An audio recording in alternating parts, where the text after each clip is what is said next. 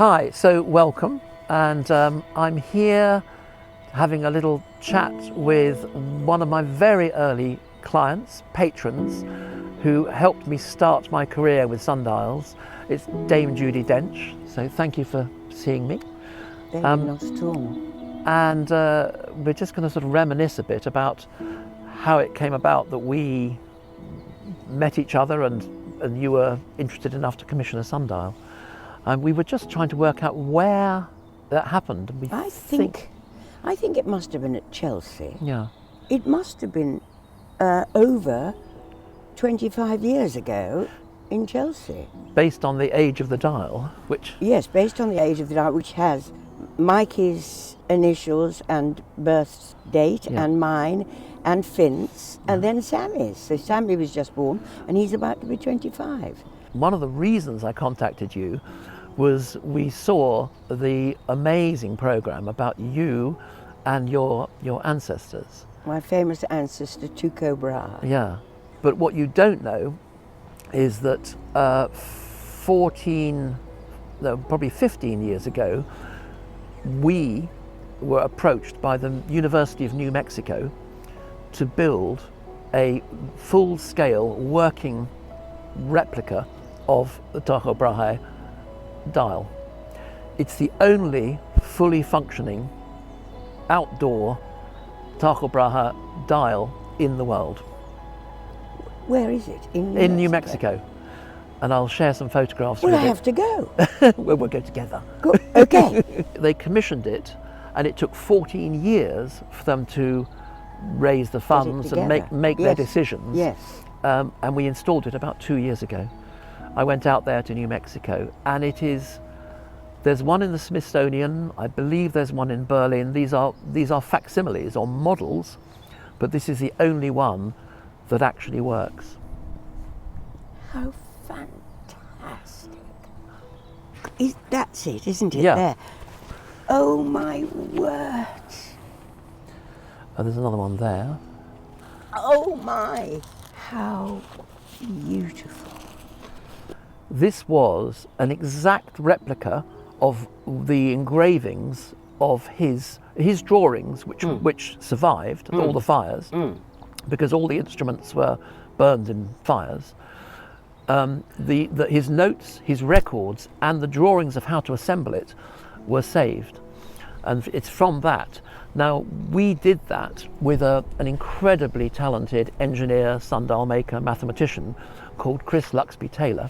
It's incredibly accurate, and it's made of stainless steel.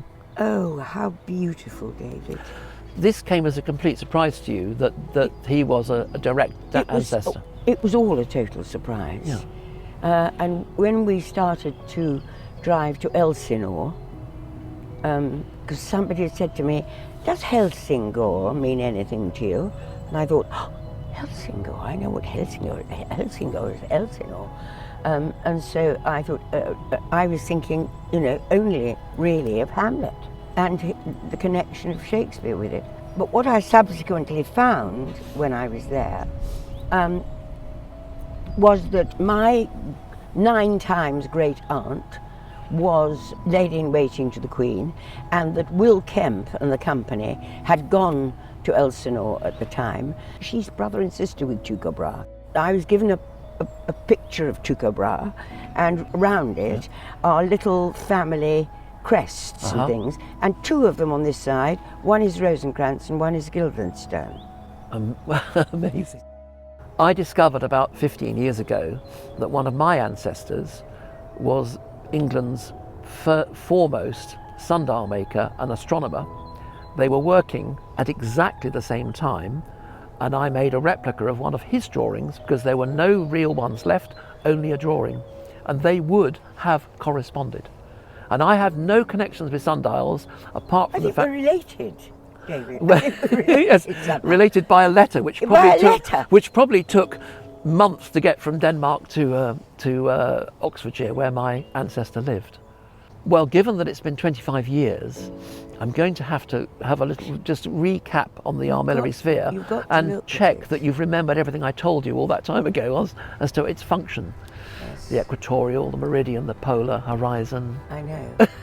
I'm going to thank you as well for commissioning that piece all those years ago. It was because of people like you commissioning. It allowed my little business to grow and grow. We always come down this way, and they always see the sphere, and they always say, "What is that? Tell me the thing." And I always say, "That was made for me by David Harber." And we have a little walk round it, the little engraved bit round it. As long as we're together, there's nothing we cannot achieve. We have round it, which I must say, I think it's almost worn out with walking round. But the sentiment hasn't. And the sentiment's never.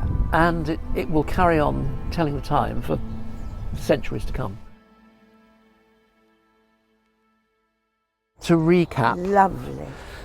The sun rises in the east. You can then when you next show somebody, at the equinox in the east, travels in this equatorial plane, sets in the west, comes and up in the summer and tells the time on this gnomon, on that, which points to the pole star.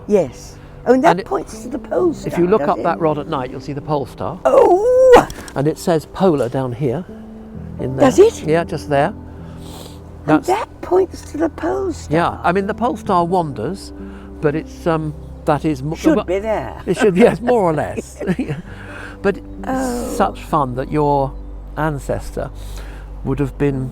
I mean, this was 2,000. It's almost 2,000 years ago. This design, and he had refined it to such an incredible degree, and made it adjustable and movable. And just wanted to say again, thank you for being so supportive over the years, and B, having this chat. Well, I couldn't be more proud of having it. and now it somehow links up, and I think, of course, this is why I've got it. Of course, this is why I asked David Harber to make it all those years ago. But I wasn't to know then. Well, thanks for watching, and keep an eye out for the next video when it comes out. And in the meantime, stay well, stay safe, and stay inspired.